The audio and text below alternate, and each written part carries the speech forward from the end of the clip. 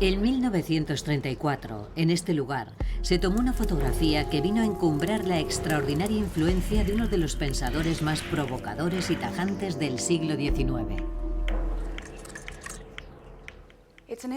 Se trata de una imagen de Adolf Hitler de pie junto al busto de Nietzsche en Weimar, donde vivió el filósofo. Con escalofriante elocuencia, transmite lo que muchos nazis creían, es decir, que Nietzsche era la inspiración, el brillante responsable intelectual de la terrible ideología del Tercer Reich. No obstante, si Nietzsche hubiera estado vivo para verlo, aquello le habría horrorizado, porque su pensamiento filosófico estaba siendo distorsionado por un régimen que representaba mucho de lo que él hubiese detestado. Nietzsche fue una de las mentes más peligrosas del siglo XIX. Nietzsche cree que tenemos las manos manchadas de sangre porque hemos acabado con Dios y hemos asesinado aquello que daba sentido a nuestras vidas. Nietzsche vivió en el siglo en el que Europa fue testigo de una serie de cambios sin precedentes, en el que la autoridad del cristianismo empezaba a ponerse en entredicho. Y los avances radicales de las ciencias obligaban a redefinir la fe. Algunos pensadores como Freud, Marx y Nietzsche de pronto se vieron con libertad para desentrañar un tipo de ideas que en los siglos pasados los habrían llevado a la hoguera. Y con ellos se anunciaba nada menos que el mundo moderno. Genios del mundo moderno.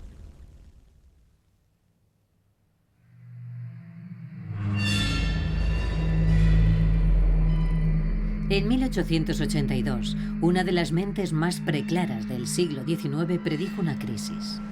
Una crisis que, según él, no tendría comparación y que vendría desencadenada nada menos que por el asesinato de Dios. Dios ha muerto. Dios está muerto y lo hemos matado nosotros.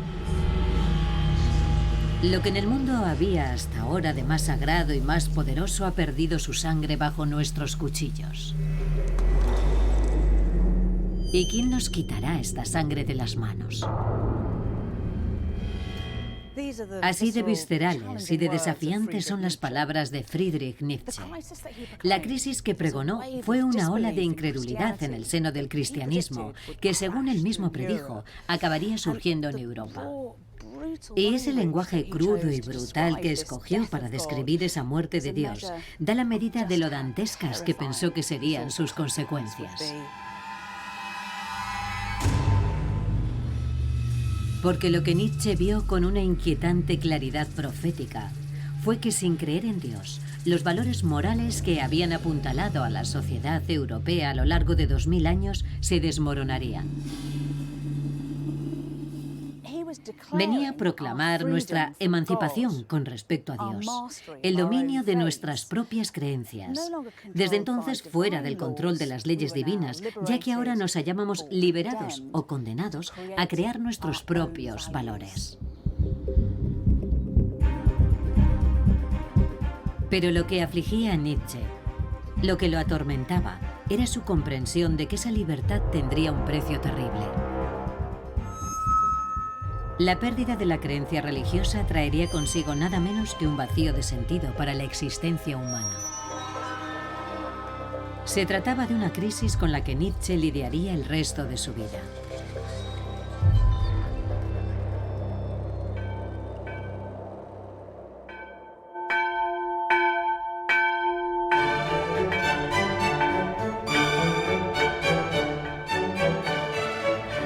La infancia del hombre, que se acabaría llamando a sí mismo el Anticristo, estuvo imbuida, paradójicamente, de la gracia del cristianismo. Cuando Nietzsche tenía 9 años, escuchó por primera vez el Mesías de Händel. Y según dijo, en ese momento sintió la necesidad de unirse al alegre canto de los ángeles en sus nubes musicales, mientras Jesús asciende a los cielos. El hombre que se entregaría, ya de adulto, a la misión de arremeter contra todo lo que representaba el cristianismo, era el hijo de un pastor luterano y nació aquí, en la misma cuna del protestantismo.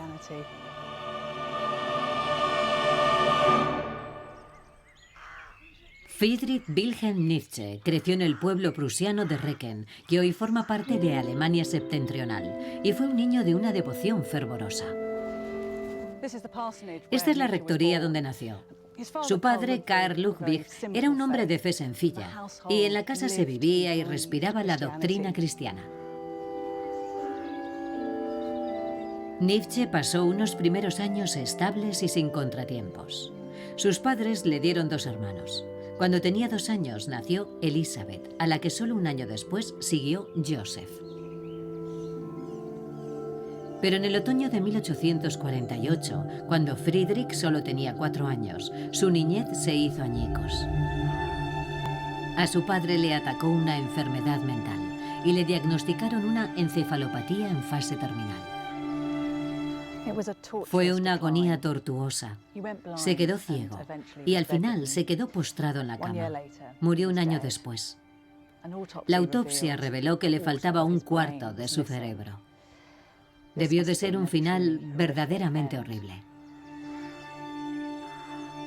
El sufrimiento de su adorado padre marcó a Friedrich de por vida.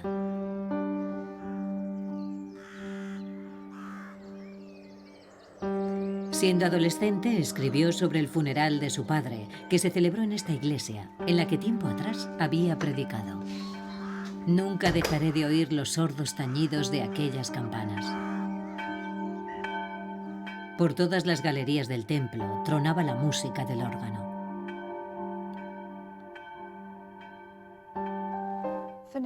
Como es natural, la muerte de su padre suscitó en él una pregunta.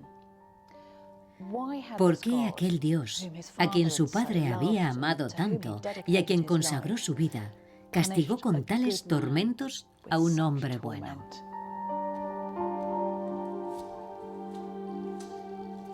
Fue el comienzo de un viaje hacia la duda, que llegaría a definir su vida.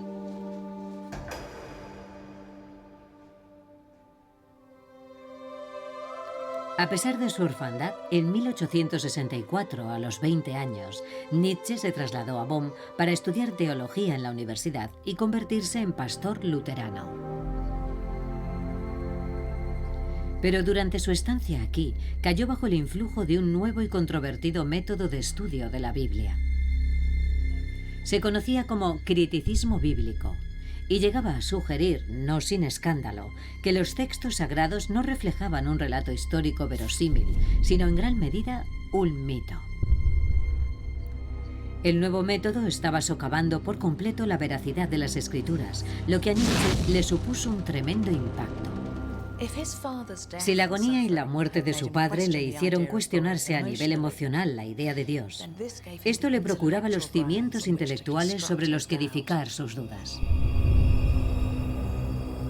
Perder la fe supuso una inmediata ruptura con su familia. En Pascua se negó a acudir a la iglesia, echando así por tierra el sueño de su madre de que su hijo siguiera los pasos de su progenitor. Y su hermana, que siempre le había profesado auténtica adoración, también vio cómo su propia fe se rompía en pedazos. Pero este viaje suyo a la duda no fue solamente una fuente de dolor entre sus allegados, sino el principio de una disección indómita de las creencias morales y religiosas con las que había crecido. Empezó a considerar el cristianismo no solo como una fe, por desgracia perdida, sino como una influencia perniciosa que fomentaba una separación malsana del mundo. Según él, la doctrina cristiana ponía el acento en la otra vida, y lo hacía con consecuencias desastrosas, porque en tanto que exilio de Dios, la tierra pasaba a ser un lugar desolado. La vida se concebía como una fuente de dolor y sufrimiento, susceptible de ser soportada, no celebrada. Y ese énfasis en el más allá usurpaba al aquí y ahora su sublime significado. Esta convicción dominaría su vida y su trabajo durante las 2 décadas siguientes. El rechazo del cristianismo implicó el abandono de sus estudios de teología y lo llevó a buscar un nuevo rumbo.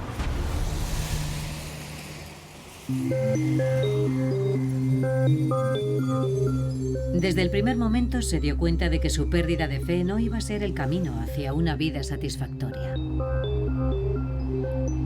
En 1865, Nietzsche le escribió a su hermana lo siguiente: si deseas el reposo y la felicidad de tu alma, cree. Por el contrario, si quieres ser un discípulo de la verdad, entonces busca. Nietzsche vivió en una época dominada por el auge de la ciencia, en la que la búsqueda de la verdad objetiva se volvió algo obsesivo. Pero lo que Nietzsche vio con una lucidez deslumbrante fue que el triunfo de la objetividad privó a la humanidad de algo fundamental.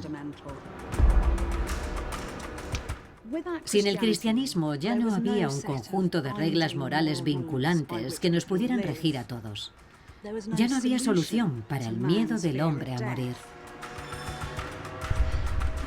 Y acaso lo más importante, la salvación eterna dejaba de ser el principal objetivo de la humanidad. La vida en sí no tenía un propósito espiritual más elevado. A partir de ahora, Nietzsche se dedicaría a definir el nuevo significado de ese universo sin Dios.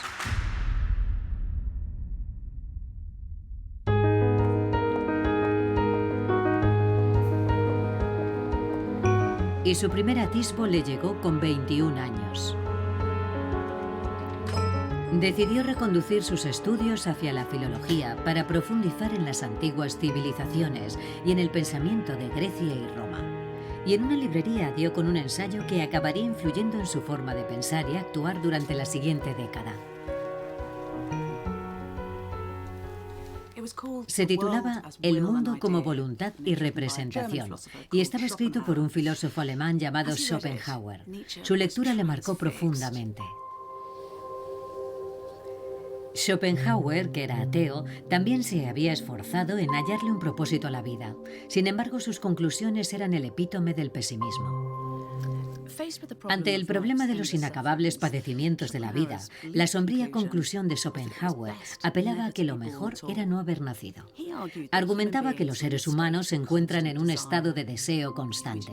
Si esos deseos se frustran, entonces llega el desencanto. Y aunque los alcancemos, el descontento seguirá campando a sus anchas. La solución que propuso pasaba por encarar el hecho de que su consumación es imposible. Nos animó a no empeñarnos en buscar la felicidad para evitar así la ansiedad y la zozobra de tratar de apresarla. El hombre más feliz, dijo, es aquel que pasa por la vida con un mínimo de dolor. Nietzsche comentó que era como si se hubiese asomado un espejo que reflejara el mundo, la vida y su propia forma de pensar, con una espantosa magnificencia. Sin embargo, aunque daba por bueno el diagnóstico de Schopenhauer de que la vida no era más que un ciclo de sufrimiento, también mostraba un airado desacuerdo con respecto a esa negación de la vida que terminaba por abocar a su renuncia, lo mismo que a la de los propios deseos. Por el contrario, él estaba decidido a encontrar una manera de afirmar la existencia a pesar del dolor que entraña.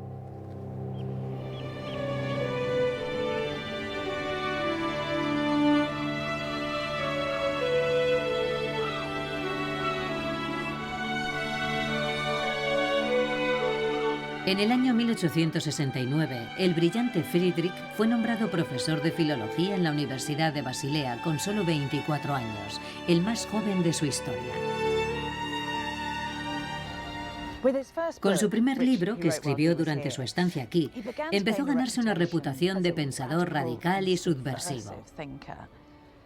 En dicha obra, que tituló El nacimiento de la tragedia, inaugura el tema de cómo lidiar con la aflicción en un mundo sin Dios.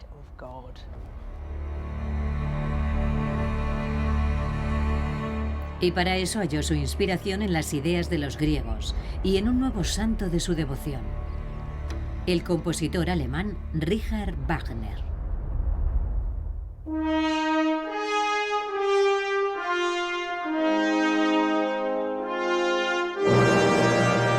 El 22 de mayo de 1872 se colocó la primera piedra del teatro del Festival Wagneriano.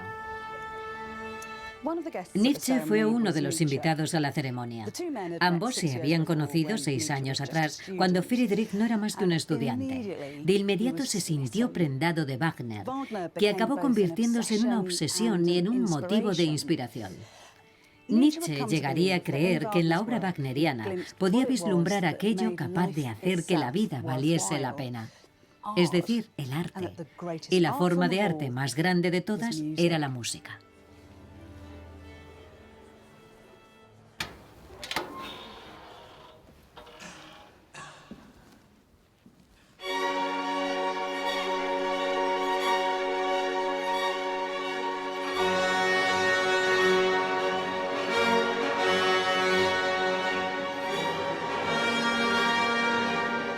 Pensaba que Wagner era un genio y que su música iba a desencadenar un renacimiento cultural basado en el modelo de la tragedia helena.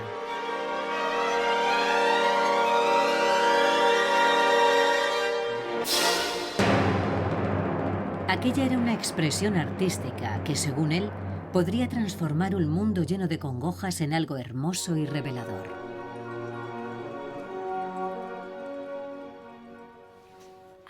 ¿Qué le llevó a escribir El nacimiento de la tragedia y qué trató de hacer con este libro? Escribió El nacimiento de la tragedia tras una serie de conversaciones de lo más intensas con Wagner. Este estaba desarrollando un revolucionario teatro del arte que pudiera transformar la sociedad. Nietzsche quería poner la filosofía al servicio de esa empresa. Y encontró un modelo en la tragedia griega con esas historias extremas, viscerales, que hablan de seres humanos en conflicto que sufren y son destructivos. De hecho, era el género dominante en el terreno del pensamiento en el esplendor de la antigua Grecia. Así pues, halló una forma de hablar del sufrimiento de los seres humanos de hoy, de encontrarle sentido a la vida, de encontrar la verdad. Entonces, ¿qué tienen de inaudito estas páginas? Bueno, Nietzsche estructuró su libro en torno a la oposición entre dos dioses griegos, Apolo y Dioniso. Apolo representaba la luz, la verdad de la lógica, el control. Y desde los albores del idilio de los alemanes con los helenos, asociaron a Grecia con el racionalismo, con la cuna de la filosofía. Sin embargo, él decidió centrarse más en Dioniso, esa figura que confunde los límites, que descubre el éxtasis que genera la acción colectiva, la danza, las emociones más primarias. Y a esa figura la convirtió en el centro de su obra. De ese modo se puso en contra a la filosofía, a su propia disciplina, porque contradijo eso de que la lógica es el sendero que conduce a la verdad. Él quería encontrar otra verdad, otro poder de transformación. Pero, ¿cómo cree que Dioniso, con toda su oscuridad e inmerso en el caos y la pérdida de control, va a ayudar a la humanidad? Nietzsche estaba reaccionando contra la tradición intelectual alemana dominante, que siempre había puesto el foco en el héroe individual. A la manera de Edipo, por ejemplo. Según esto, aquel que sufría podía de algún modo redimirse a sí mismo a través del sufrimiento, lo cual es un mensaje cristiano. Él le dio la vuelta a esto al ver que el individuo, en cierta forma, se perdía en la colectividad porque ahí encontraba una experiencia grupal y una transformación extática en dicha experiencia. Eso es lo que apreció en la música de Wagner y lo que examinó en esta obra. Así que digamos que el sufrimiento, que era lo que nos unía a todos en este tipo de experiencia extática, podía convertirse en una afirmación de vida. Tiene algo de filosofía rockera. La vida es esto, aquí y ahora. Y esta es la ocasión de extraviarse uno mismo en el éxtasis de una vivencia colectiva. No olvidemos que en el siglo XIX la ópera era el rock de su tiempo, y Wagner fue como el icono rockero de su época. Para Nietzsche, la ópera era la mejor herramienta para cambiar la sociedad. Gracias a ese escenario donde se podía vivir un rito comunal y desde el que se podría transformar el mundo. El teatro de Wagner fue el templo donde brilló su talento, pero también fue donde Nietzsche se desengañó de su héroe. Cuando Nietzsche acudió a una representación de El Anillo del Nibelungo, aborreció lo que vio. En lugar de un espacio revolucionario, el teatro estaba a rebosar de la flor innata europea. Y aquel hombre al que veneraba como un precursor, de quien pensaba que iba a ser el catalizador de un espléndido mundo nuevo, no era más que el héroe de un festival de ópera autocomplaciente, solazándose en su propia gloria.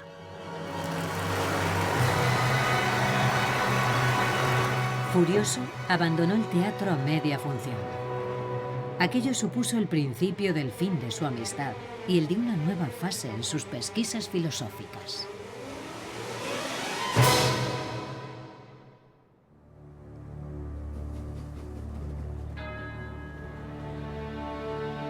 El repudio a Wagner coincidió con un cambio igual de radical en su vida y en su trabajo. Aunque seguía dando clases en Basilea, comenzó a albergar serias dudas sobre si su futuro estaría aquí. Aún creía que solo a través de la liberación del espíritu creativo y dionisiaco se podría alcanzar la grandeza. No obstante, empezó a poner en duda que la respuesta se hallase en la transformación de las masas. Por el contrario, solo el florecimiento de grandes individuos con capacidad visionaria traería consigo la llave del futuro. Además, estaba convencido de que las pequeñas miserias de la vida académica estaban sofocando su genio creativo. Desarrolló un miedo profundo a volver aquí, a sus clases, de las que decía que eran la mayor maldición de su vida. Inquieto y deprimido, cayó en las redes de lo que él llamó basileafobia. Nietzsche no veía el momento de soltar amarras. La clave de la vida, según dejó escrito, consiste en vivir peligrosamente. El 2 de mayo de 1879 renunció a su cátedra.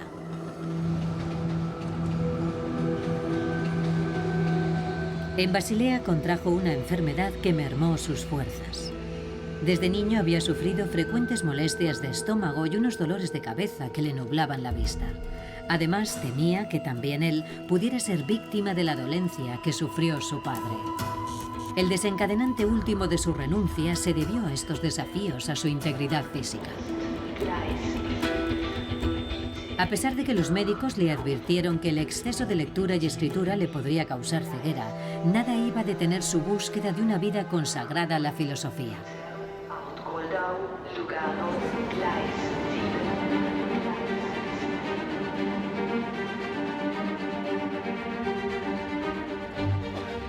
Nietzsche empezó a recorrer Europa, alojándose en hoteles y casas de huéspedes, mientras buscaba otros climas que aliviasen sus síntomas. La salud que le quedaba ya de adulto iría siempre ligada a un tipo de vida nómada y solitario. Podemos imaginarlo enfermo, apesadumbrado y cada vez más aislado del resto, pero con esa extraordinaria mente como compañera. A lo largo de la siguiente década, las ideas y los pensamientos que escribió fueron simplemente asombrosos. Su mala salud le obligaba a escribir solamente en ráfagas de 20 minutos. Eso explica que sus libros estén plagados de incisivos aforismos y máximas concisas, en lugar de largos tratados filosóficos. Y fue a bordo de un tren en el año 1881 donde oyó hablar de un lugar que acabaría sirviendo de inspiración para muchas de estas grandes obras. Un compañero de viaje le recomendó que visitara un lugar llamado Sils Maria, apenas una pequeña aldea agrícola en las montañas suizas. Siguió su consejo y descubrió un lugar que se convertiría en su patria espiritual.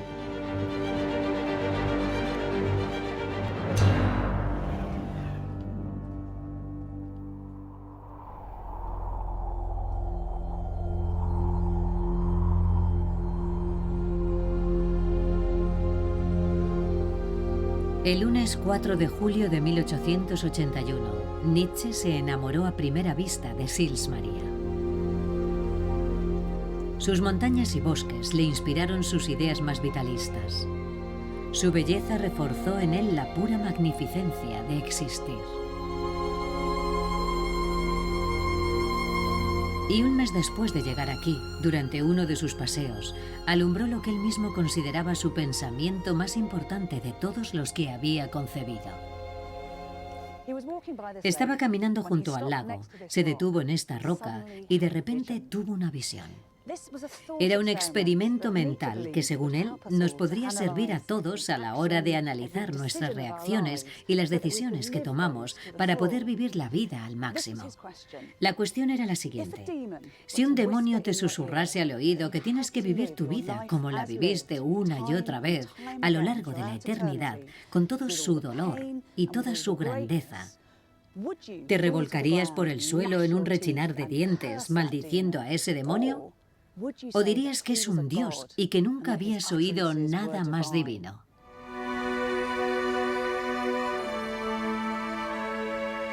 Esa idea dio pie a lo que se conoce como el eterno retorno, que acabó conformando la predisposición de Nietzsche ante la vida en su valor más esencial, lo mismo en lo que atañe a las alegrías como a los contratiempos.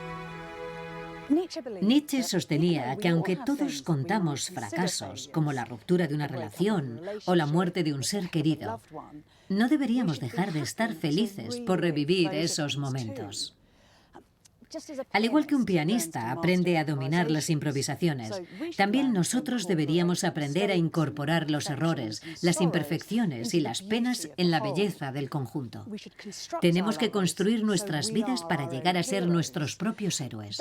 Básicamente deberíamos decidir quiénes queremos ser y cómo deseamos vivir nuestra vida, y luego congratularnos por las elecciones que hemos tomado para que la idea de revivir nuestra existencia, para bien y para mal, pueda ser recibida con un sí de afirmación vital.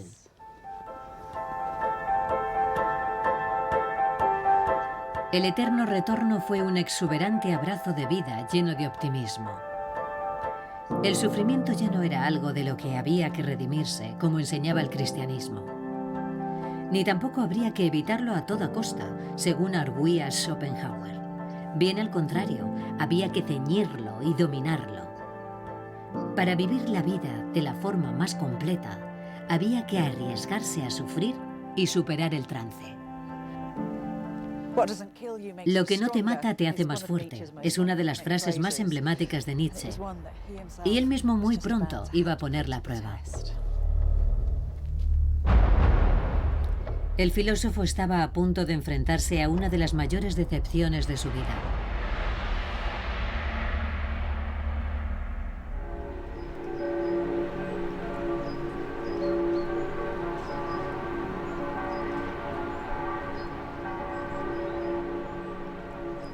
Ocurrió en la hermosa ciudad de Lucerna, donde en la primavera de 1882 Nietzsche contempló abandonar su reclusión en sí mismo en favor de una vida de amor junto a la mujer que le fascinaba. Se llamaba Lou Salomé. Tenía 21 años y había nacido en Rusia. Era inteligente, hermosa y andaba embelesada con las ideas de Nietzsche, que cayó rendido ante ella.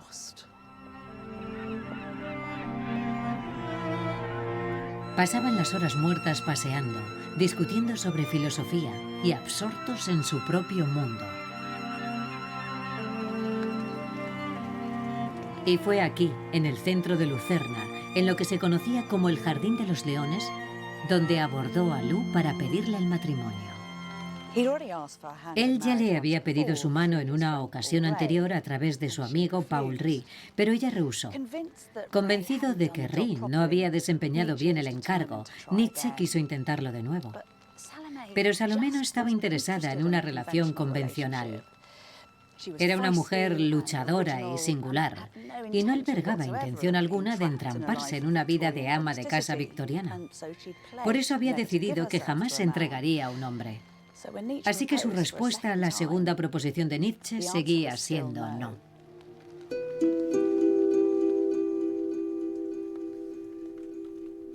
Su rechazo lo dejó hundido. Y todo empeoró porque su entrometida hermana Elizabeth, que sentía celos de la juventud de Lou y de su salvaje encanto, estaba decidida a interrumpir cualquier posible relación amorosa.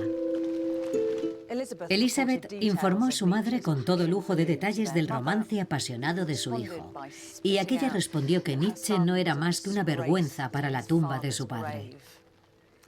La relación se hizo añicos, y el filósofo se quedó completamente abatido.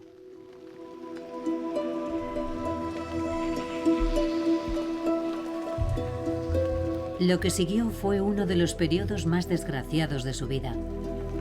Pero también tuvo la oportunidad de poner a prueba su filosofía del sufrimiento.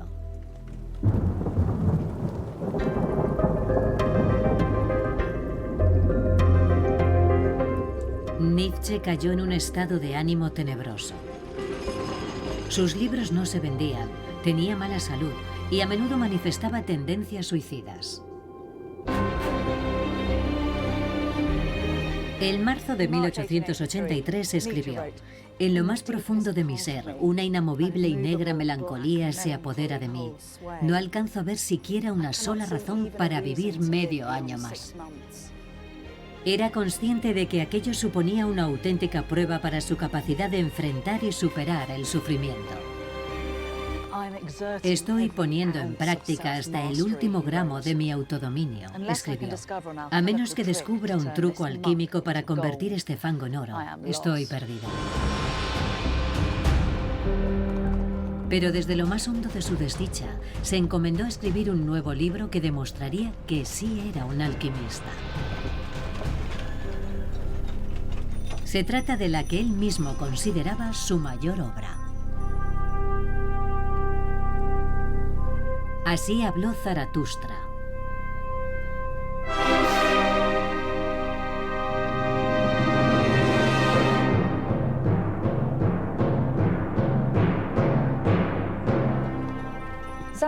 Este título tuvo un enorme impacto y acabó inspirando a un compositor como Richard Strauss y a escritores como Joyce, Kafka, Yeats o Camus.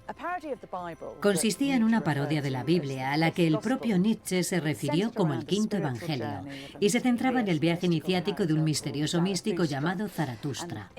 Fue en esta obra donde el filósofo introdujo uno de sus conceptos más notorios, el Iban-Mesh o superhombre.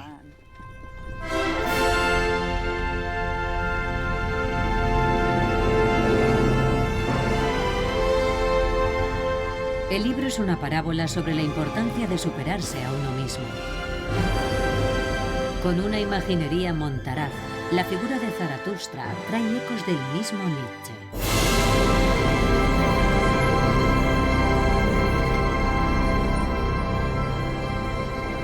Dos de sus 4 libros se escribieron aquí, en la hostería en la que solía alojarse. Es increíble estar aquí, porque en esta habitación Nietzsche escribió una de sus obras más innovadoras e influyentes. Aquí es donde se le ocurrieron las primeras ideas de su obra Así habló Zaratustra. Zaratustra es un profeta que baja de la montaña y quiere hablar con la gente del pueblo sobre ese gran acontecimiento que es la muerte de Dios. El cristianismo, con todos sus valores morales universales y absolutos, ya no es válido. De modo que la pregunta de qué es el ser humano y cómo se ha de vivir como tal debe ser respondida de nuevo. Pero nadie escucha a Zaratustra. Y una de las herramientas de las que se vale para explorar aquello es este difícil concepto del Iban-Mesh o superhombre. ¿Quién o qué es exactamente el superhombre? Es más fácil decir lo que no es. No es un concepto biológico, no se trata de una especie de raza humana superior. Un Iban-Mesh es alguien que ya no depende de metas externas que carecen de autenticidad, porque vienen determinadas por la sociedad, por los padres, por la religión. Es alguien capaz de adquirir un compromiso con las metas que se traza. Uno ofrece a la humanidad dichas metas en una tarea que, según Nietzsche, resulta de lo más compleja, ya que nos faltan pautas, no hay brújula. Y aunque sepamos que una tarea que nos hemos propuesto realizar no es universal, no es beneficiosa para todos, aún así hay que comprometerse con ella y esforzarse en llevarla a cabo. El Iban-Mesh es alguien abierto al cambio y a la noción de que la responsabilidad y el gozo de crear vida no residen en ningún Dios trascendente, sino que habitan dentro de nosotros mismos. Al entregarse a la escritura de Así habló Zaratustra, Nietzsche no solo le dio sentido a su propia vida plantando cara al sufrimiento, sino que también empezó a ver que el propio sufrimiento era la clave para desbloquear el escurridizo secreto de la felicidad. ¿Y qué era la felicidad para Nietzsche? Solemos ver la felicidad como algo opuesto al dolor, al esfuerzo, al sufrimiento, etc. Para él, eso no era así, sino más bien el esfuerzo que tiende hacia algo, la tribulación que conlleva cumplir la tarea que nos hemos propuesto.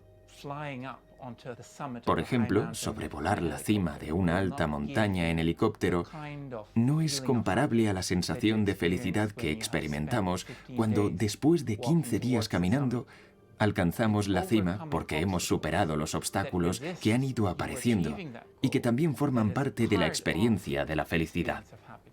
No solo con el placer, también con el dolor. El dolor es casi la condición que permite la felicidad.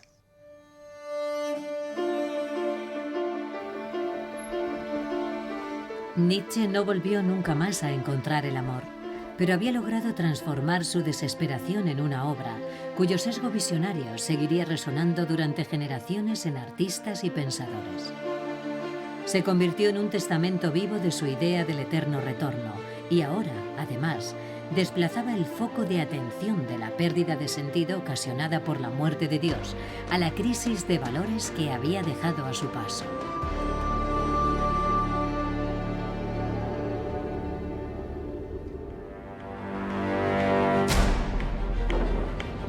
Nietzsche prosiguió su infatigable viaje por Europa. A pesar de que su salud cada vez se iba deteriorando más, eso no le impidió escribir una pieza subversiva titulada Más allá del bien y del mal. Él mismo lo consideraba un libro aterrador, una obra tentacular que se enfrentaba a toda esa oscuridad que la ciencia decimonónica había dejado al descubierto. No encontró a nadie que le publicase el libro, así que él mismo pagó la edición. Cuando salió en 1886, los críticos lo rechazaron tras describirlo como algo peligroso, pura dinamita. Este libro, lo mismo que el siguiente, La genealogía de la moral, fueron fruto de su absoluta consternación ante la persistencia de los valores morales del cristianismo. Aunque en el siglo XIX muchos intelectuales habían apostatado de su fe, seguían conservando sus valores, lo que para Nietzsche era una catástrofe. Para él, dichos valores no solo carecían de cualquier autoridad divina, sino que implicaban una amenaza para el futuro de la propia humanidad. ¿Por qué deberíamos tratar de entender más allá del bien y del mal para comprender a Nietzsche? Pues porque en este libro es donde de verdad empieza su implacable campaña contra el cristianismo. En él dice que la verdadera lógica del cristianismo es el odio contra nuestra propia naturaleza humana. Para Nietzsche tenemos varios impulsos: el impulso sexual, impulsos agresivos e impulsos de dominio. El cristianismo viene a decir que esos impulsos son una afrenta a Dios, y para él es como decir que tenemos que reprimirnos. Por eso defiende que lo que enseña el cristianismo es una especie de autodestrucción, una autofobia. Ahí radica su crítica al cristianismo. ¿Y qué es lo que cree que está mal en los principales valores morales del cristianismo? Bueno, su forma de ver el cristianismo hace que lo llame despectivamente la moral de los esclavos. Lo llama así porque piensa que es un sistema moral que pone el acento en los peores, en los esclavos de la antigua Roma, que eran los débiles y, por tanto, los que necesitaban una religión que les proveyera de sentido y de poder. Pero como no tenían poder en este mundo, intentaron que su debilidad se convirtiera en fortaleza. Por lo tanto, él piensa que estas virtudes cristianas, la humildad, la pobreza, la templanza, son valores que aportan seguridad a los más débiles de la sociedad. Pero también cree que cuando hayan triunfado y se conviertan en los valores de todos, será inevitable su apuesta por la mediocridad. Me preocupa mucho su crítica a los débiles, porque parece que en su obra no hubiera sitio para ellos, para la compasión. No es que pensara que teníamos que aplastar a los débiles, sino que no debíamos obsesionarnos con ellos. Parece extraño porque ¿qué hay de malo en la compasión? Pero él tenía un problema con la compasión. ¿Explicaría eso por qué era tan reacio a los ismos emergentes en la época, como el socialismo o el comunismo? Bueno, muchos comunistas y socialistas puede que ya no creyeran en Dios, pero aún conservaban la virtud cristiana de la compasión. Y según Nietzsche, Si nos obcecamos en la compasión y nos obsesionamos con el estado de los más débiles, eso nos lleva a una mentalidad en la que lo único que se valora es la satisfacción. Él a eso lo llama felicidad herida. Y dice que solo es algo digno de los animales, que nosotros nos merecemos más, porque si nos entregamos en cuerpo y alma a los peores, se acaba perdiendo de vista la noción de los grandes individuos, que a menudo son extremadamente egoístas. Y para él, gracias a esa egolatría, pueden alcanzar sus logros, que en realidad son los que impulsan a la civilización a sus cotas más altas. Para Nietzsche, la moral cristiana era algo objetivamente peligroso para el futuro de la especie humana. Si la humanidad estaba destinada a sobrevivir, necesitaría a los grandes individuos, esos genios que, según su parecer, la moral de esclavos de la cultura cristiana mantenía bajo yugo.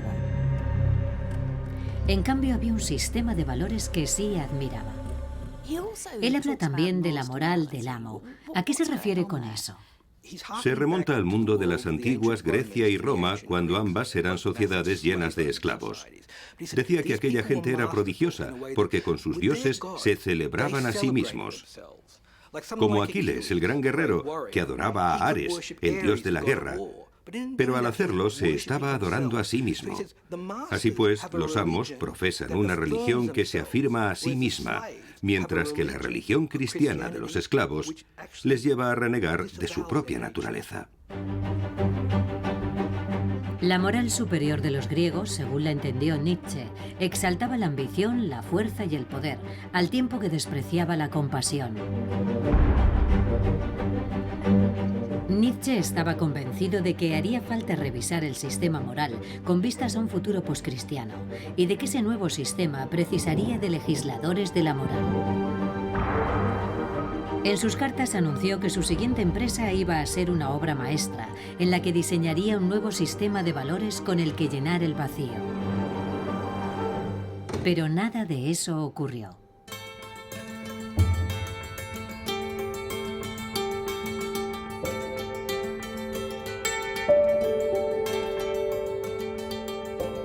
En abril de 1888 se mudó a Turín, donde vivió mientras no le abandonó la cordura. Su llegada coincidió con un momento deslumbrantemente prolífico en su producción.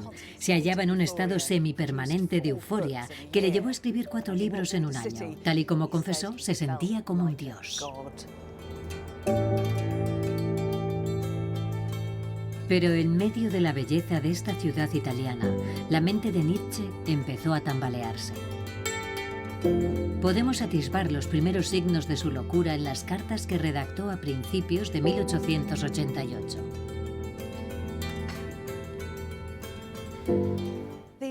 Estas cartas nos ofrecen una estampa preocupante del estado mental de Nietzsche en aquel momento.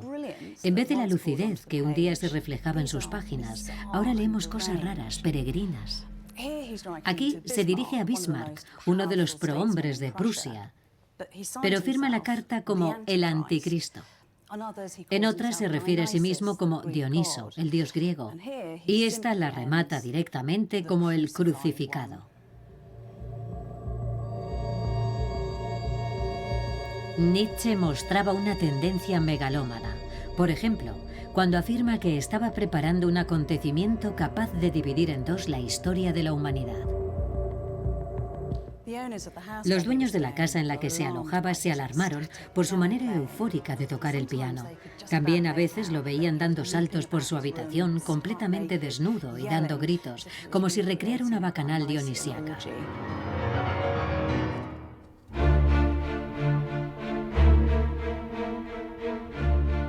La situación alcanzó su clímax en una piazza de Turín. Nietzsche contempló cómo un cochero azotaba a su caballo. El filósofo rodeó con sus brazos el cuello del animal y entre lágrimas se desplomó en el suelo. El último acto cuerdo de un hombre que se había pasado la vida criticando la debilidad que entraña la compasión humana fue de profunda conmiseración. 7 días después, ingresó en un frenopático de Basilea.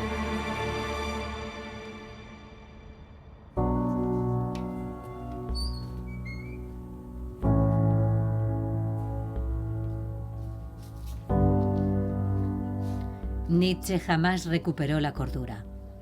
A los 44 años, una de las mentes filosóficas más afiladas de la historia de la humanidad se había desintegrado por completo. A lo largo de la siguiente década y hasta su muerte en 1900, no escribió nada. Cuando lo dejó en la clínica, el amigo que lo llevó hasta allí escribió: «Sufre delirios de una grandeza descomunal, no tiene remedio. Nunca he visto un cuadro tan horrible de destrucción».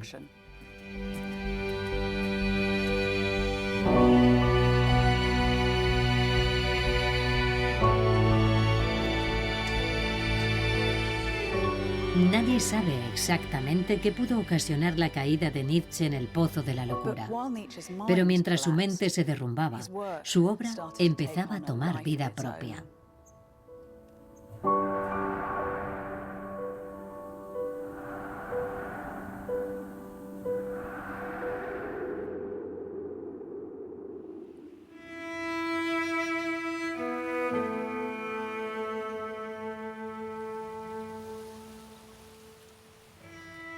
En 1897 lo trajeron aquí, a la casa de su hermana Elizabeth, para vivir los años que le quedaban.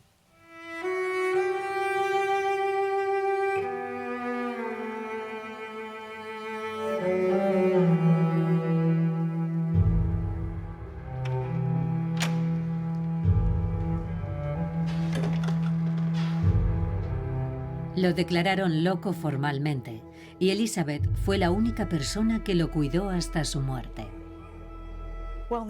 El tiempo que Nietzsche vivió aquí, Elizabeth trató a su hermano como una atracción de feria.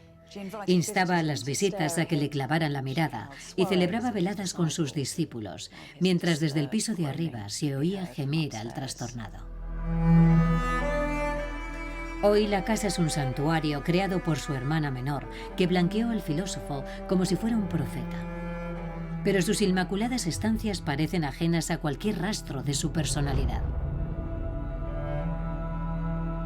Elizabeth recopiló todos los escritos de Nietzsche, lo que incluía los cuadernos donde el filósofo tomó notas para algunas obras inéditas de calado que había planeado antes de que su mente se apagase. Cuadernos que nunca quiso que el mundo viera. ¿Qué es lo que tenemos aquí? Son dos cuadernos de Nietzsche en los que estaba trabajando en la época de la voluntad del poder, una obra enormemente ambiciosa. Porque lo que estaba intentando, como se puede apreciar aquí, era dar con una revaluación de todos los valores.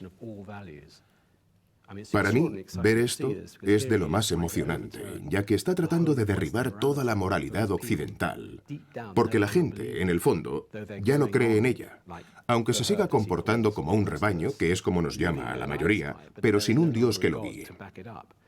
Lo que nos está diciendo es que tenemos que encontrar una nueva moral. Esa es su mayor apuesta. ¿Es tan simple como suena, la voluntad de poder? ¿Está diciendo que el poder es el principio que organiza y distingue a la humanidad? En realidad, lo que dice es que si nos fijamos en cómo vive y se comporta la gente, en los esfuerzos que hace, veremos que lo que todos perseguimos desde la infancia es el poder. Por eso, cualquier moral que pretenda encajar en la naturaleza humana tiene que ver el poder como ese objetivo que todos buscamos, aunque de maneras diferentes. Bueno, también tenemos a Darwin con su supervivencia del más fuerte, pero Nietzsche lleva esa idea mucho más allá que Darwin. Sí, parecen similares, pero lo cierto es que son profundamente distintas. Nietzsche despreció a Darwin, lo mismo que despreció cualquier forma de vivir la vida que solo tuviera en cuenta la preservación de uno mismo y de su progenie. La verdadera diferencia estriba en que la voluntad de poder pasa porque los seres humanos hagan algo más que encomendarse a la preservación y aspiren a grandes cosas. Deberíamos aspirar a ser grandes estadistas, grandes filósofos o a diseñar nuevos mundos, lo cual puede traer consigo el sacrificio de la preservación, una muerte temprana o no tener hijos. Pero para él, la voluntad de poder se vincula con la búsqueda de lo excepcional. Es como si Nietzsche hubiera detectado las grietas de su propia idea. Puede que el último acto que le dictase su cordura fuera no publicar lo que había escrito. Nietzsche estaba en contra de todas las filosofías que intentaban reducir el mundo a un principio, cualquiera que fuese ese principio. Y en cierto sentido, su conato de reducir el mundo a la voluntad de poder era algo, como él diría, sucio en términos intelectuales. Creo que ese fue el motivo por el que este trabajo encalló, porque se dio cuenta de que no estaba siendo honrado consigo mismo. ¿Y qué pistas nos dejó en estos mismos cuadernos? Podemos encontrar algunos pequeños signos. Por ejemplo, aquí ha escrito una lista de la compra. En medio de estos pensamientos profundos, resulta que vemos la palabra Zahnbürste, que es cepillo de dientes. Yo creo que si escribes la lista de la compra sobre tus propias obras maestras, es porque ya no les tienes mucho respeto. Sin embargo, este trabajo que había abandonado se acabó publicando, y con devastadoras consecuencias. Nietzsche murió de un derrame cerebral en el año 1900, pero su muerte brindó a Elisabeth la oportunidad de apropiarse no solo de la última etapa miserable de su vida, sino de su trabajo. Elisabeth siempre mostró una adoración enfermiza hacia su hermano, a cuya sombra vivió su propia vida. Ahora, en calidad de albacea literaria, se dispuso a publicar los cuadernos de Nietzsche en una colección que llevaba por título La voluntad de poder. Trabajó con varios editores a los que despedía si disentían de ella en cualquier motivo. El trabajo de Nietzsche fue revisado y manipulado para satisfacer los propios fines políticos de su hermana. Elisabeth simpatizaba con los nazis y empezó a cortejar a los líderes políticos. En 1934, Adolf Hitler visitó esta casa y ella incluso le entregó el bastón de su hermano. Elisabeth tuvo tanto éxito en la promoción de la vida y obra del filósofo que a finales de los años 30, la sociedad alemana se vio empapada por el pensamiento y los temas predilectos de Nietzsche, lo cual tuvo su reflejo de la manera más inquietante en una de las más convincentes películas de propaganda de todos los tiempos.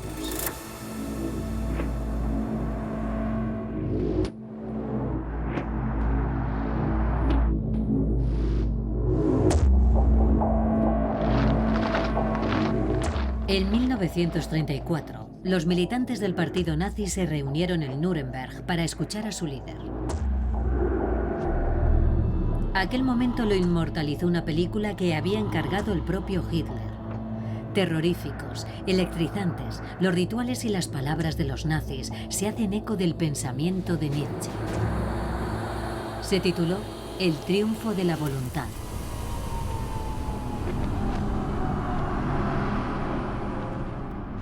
En un guiño a Zaratustra, la película comienza con Hitler descendiendo de las nubes, un superhombre bajando de las montañas con su nueva moral bajo el brazo para recibir el saludo de la multitud.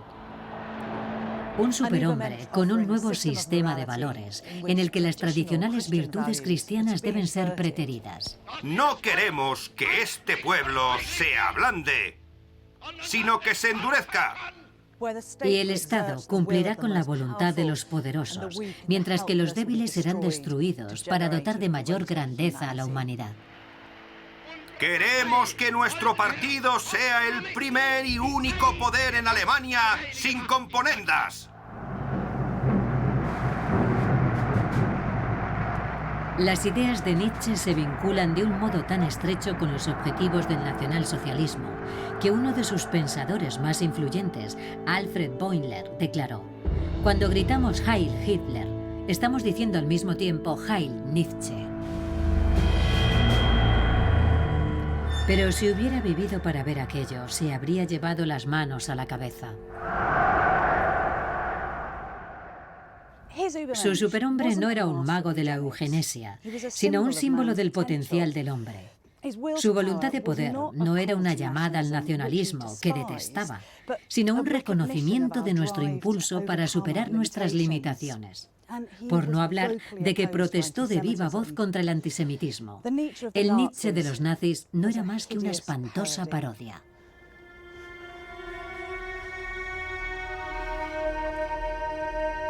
Apenas unos meses antes de su descalabro final, Nietzsche dejó escrito: Confieso que la más profunda objeción al eterno retorno, que es mi pensamiento más propiamente abismal, son siempre mi madre y mi hermana.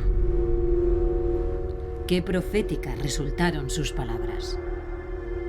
Y con todo, puede que la culpa del mal uso de las mismas no fuera por completo de Elizabeth.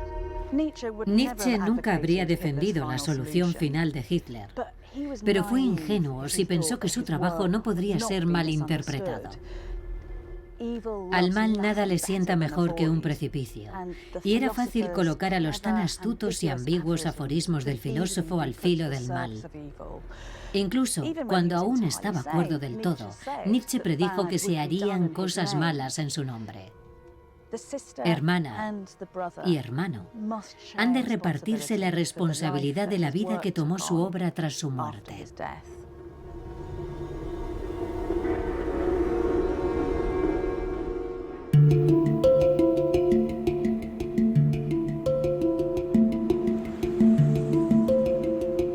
Un siglo después de la muerte de Nietzsche, la crisis que habría desencadenado el deicidio podría parecernos hoy por hoy un tanto exagerada.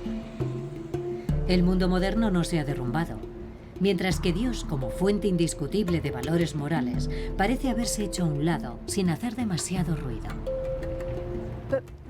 Aunque acaso porque carecemos de su inquietante visión profética, de la imaginación salvaje de Nietzsche. Si elegimos colocarnos las anteojeras de la manada, ¿no podría ser que lo que miramos con los ojos tapados sea ese abismo que él predijo? Él creía que lo que vendría a ocupar el vacío sería un caos de tendencias culturales, un batiburrillo, una sobrecarga de lecciones personales que a ojos de la naturaleza serían perniciosos, pues no harían más que perturbar los valores vacíos de la manada que él tanto despreciaba. Y quizá la visión más escalofriante de Nietzsche sea la de la humanidad que acabaría poblando este mundo poscristiano. A ellos, a quienes se refirió como los últimos hombres, reservó su más ferviente ira. Hombres y mujeres que dieron la espalda al desafío de unos ideales y que aún así se sentían satisfechos. Con una existencia banal, hacían todo lo posible para poner límites a los excesos, ya fueran de alegría o de pena. Solo les preocupaban las cosas más triviales y narcisistas, de manera que vivían una vida de una medrosa mediocridad, aunque se mentían a sí mismos, pensando que eran felices. Estaban instalados en lo que Nietzsche definió como la religión de la comodidad. ¿Podría ser esta una descripción catastrófica del mundo moderno? Un mundo que rehúye el riesgo de pelear por lo sublime, que sortea los valores más altos y vitorea lo mundano. Los últimos hombres son el mayor temor de Nietzsche.